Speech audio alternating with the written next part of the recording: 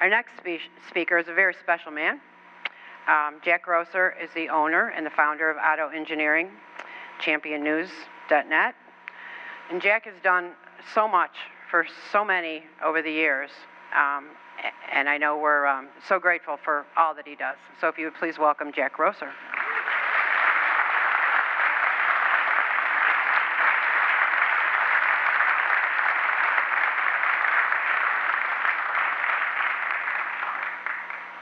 What all can I say about you, you know? That you're causing trouble, or? I've done that. Yeah, I know you've caused trouble. Thanks very much. Okay. Well, I'm glad to be here. Because I'm one of you. And I've been that a long time.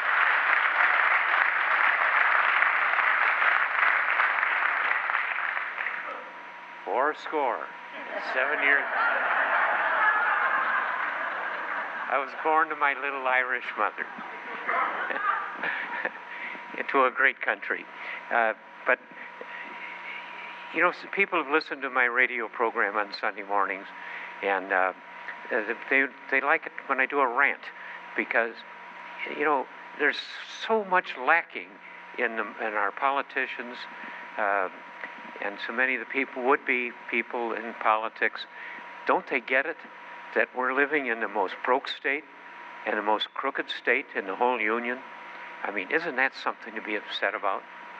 That can't continue. I got some notes here, so I don't go skipping around too much as I will. But I'm 90 years old now.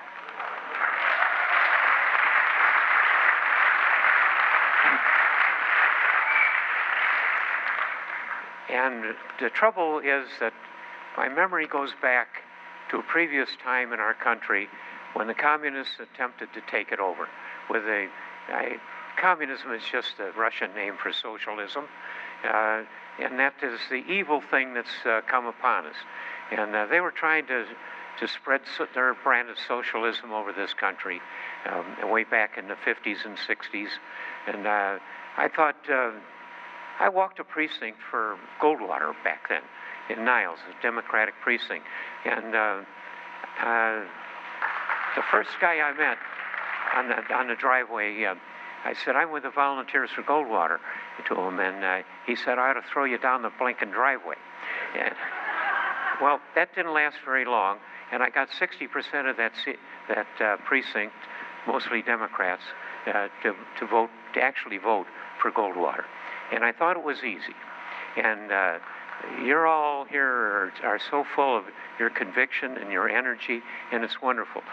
But it's terrible to be disappointed by the fact that it hasn't caught on big enough to really move things. But your time has come. This country has gotten further along in the communist, the socialist thing with these people that are running it. Obama and his arrogance are not American. And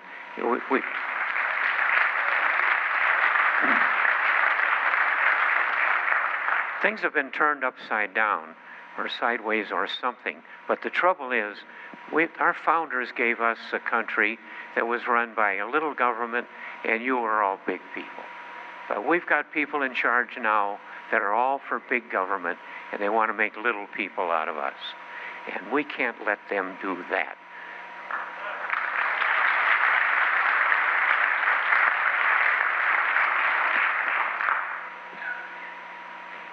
If you want to see how bad things can go, you can look at our education system here in Illinois.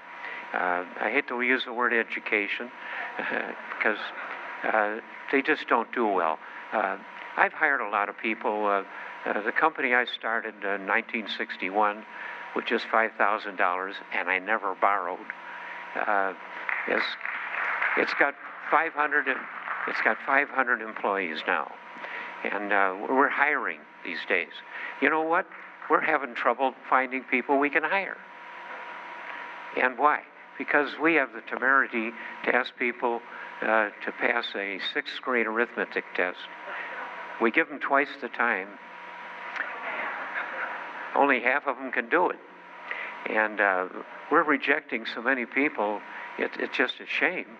But we've got a great bunch of employees at Auto Engineering, and they've all can do fifth grade arithmetic. There's a line there somewhere. But how did it get that bad? I was born in Chicago, even though my family my dad was in charge of a shift in the Bruce Company down in Memphis. They put a cross. We're Catholics, and they put a cross on the lawn. But you couldn't stay mad at my dad very long. He was a big, great guy. He had 17 strikeouts in one game. He's a pitcher in a league down there. And my dad was a great guy, and he's what started me off on listening. I can remember yet the sounds of Father Coughlin on the radio back in the 1930s. And because my dad in that time was looking for a government of real big people. My dad was a great guy, but he started my mind going in that direction. I thought that back in the 1940s and not 40s, the 50s and 60s, I started a company for a rich guy. He was the last president of Duesenberg Motors. He owned about a dozen companies, and somebody recommended me to him as a young man at 25 years old to build a company on leftover operation from World War II. And I worked for him. He was a tough guy, and very, very tough guy. But one thing he taught me was that the person that complains to you is doing you a favor. I would say it's a free market survey. And I started out then, and I had to learn something about selling, because I couldn't sell a magazine in high school, and I wasn't a very social person. But I had to learn something about what I had in my hands. Was a company in the city of Chicago in the state of Illinois. And I started reading Sales Management magazine. And in the back of it were statistics on various places. What I found out was that Cook County did twice the business of any other county in the entire United States. The state of Illinois shipped more goods in foreign commerce than any other of the 48 states then. In other words, this was the biggest ring-ding going place for a job. And in the 1930s, they had a saying, if you can't get a job in Chicago, you can't get a job anywhere. That was this place. And in the years when I started two companies before I started my own, this was the most vital business place. Jobs, people were winning out here. It was just a great place to be. But recently I was listening to a Stossel program, and I got a funny feeling. It felt odd all of a sudden, because it suddenly drove in on me. Stossel had Forbes, the great publisher, and on a panel. And as I listened to these guys on TV, I got a funny feeling. What is troubling me? And it was that I thought it was back in the 50s and 60s when it was the CPUSA and McCarthy and all that other turmoil about the socialists that were trying to turn America into that. And here it was, stronger than ever, further down the road than ever, and we've got a real problem in these guys that want to give us big government and you little people. Can't let them do that. You're big people. You're Americans. And we...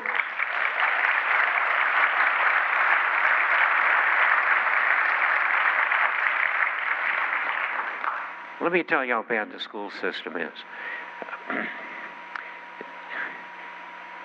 We pay $16,000 a year per student.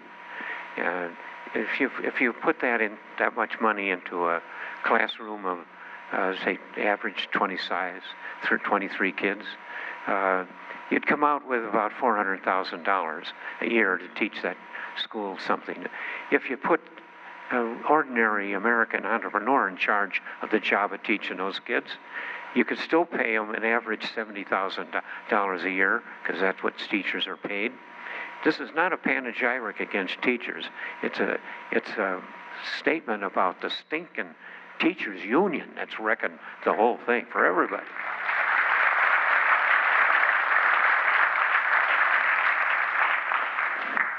They're spending. I've been working with St. Elizabeth's on the south side of Chicago. It's 4100 South Wabash for something over 20 years.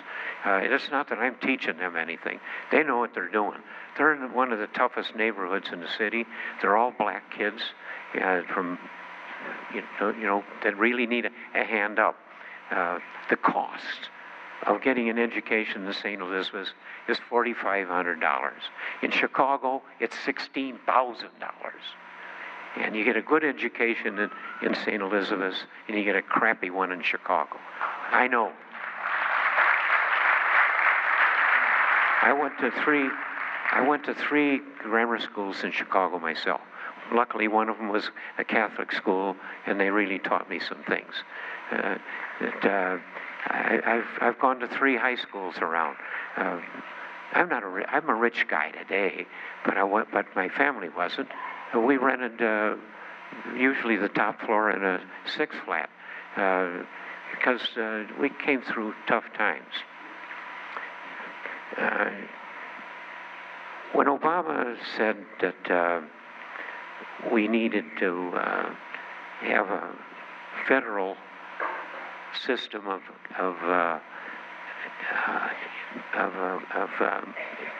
health care.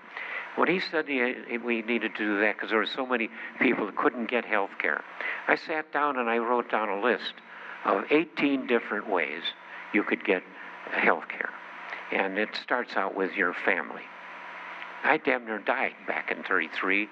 I was fishing with my dad, and as I got off the boat, I toppled over, and my appendix had burst, and I had peritonitis. My uncle died of that, and I went into a coma for 2 weeks, and was in the hospital for 6 weeks. But I got good care, and I came out of it, and I got what I needed for a long time. So my life was saved without Obama and the damn federal government getting into my medical care.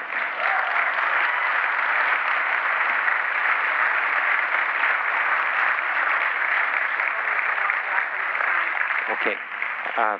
I've been told I've talked too long here, and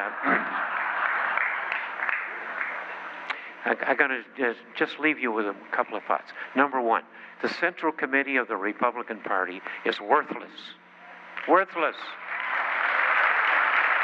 I personally have put the money and the effort into rescuing that Central Committee 3 different times, dating back to 1994. They're worthless. Don't believe that they represent the real Republican plank, which was done by mainly some women that got on the right committee and gave them a good Republican plank. We got to stick with the Republican Party. We got to make it better, but it has to be reorganized. And the way it should be reorganized is not on congressional districts. What the hell, if those guys are elected, they go to Washington to live. So that there's no lasting benefit out of the organizing on congressional districts, which should be organized on the basis of the counties. There's 102 counties, and there's over 5,000 people on the ground there as what do you call them? Anyway, the local representative. And what you should do is get in there and take over the Republican Party from the inside. You don't want a third party. You want to get on the ground there. And I think in Mr. Rauner, we got a tough guy that he knows how to handle the pensions that are bankrupting our state. And but get in and take over your local area. He needs a good round game. Our state needs a good round game. We're Americans, and what you want to do is turn this thing around. You want a small government and big people, and thank God that's what you are.